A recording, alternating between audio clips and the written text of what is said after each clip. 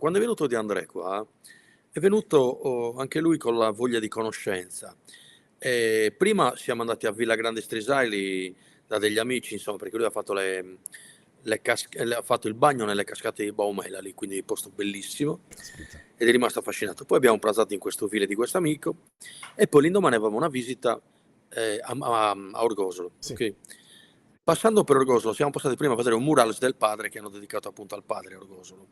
E lì è uscito un uomo di 85 anni che con del vino bianco è venuto subito. Ah no, ma questo non è su Vizza Fabrizio, questo l'ha conosciuto subito, perché c'era il murales di fronte.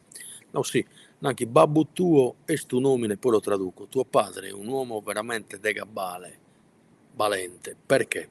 Perché nonostante il sequestro, quello che gli abbiamo fatto noi sardi, è rimasto in Sardegna ed ha continuato a vivere e lavorare in Sardegna. Ma E veramente. soprattutto non ha denunciato gli esecutori materiali del fatto, ok, non si è costituito parte civile, ma voleva sapere chi era il basista che aveva dato l'input per sequestrarla.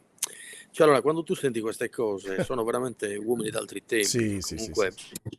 oggi non troverai più una persona così come Di André, Certo. perché uno dopo che gli fanno Uh, che è del peggior, la peggiorazione che si possa fare a un uomo, portargli via la libertà, sì, questo sì, sì. è assolutamente chiaro. Però il fatto che comunque sia rimasto qui, non abbia denunciato e tutto, questo te la dice lunga. Ecco perché comunque Fabrizio nutriva di una grandissima stima in Sardegna.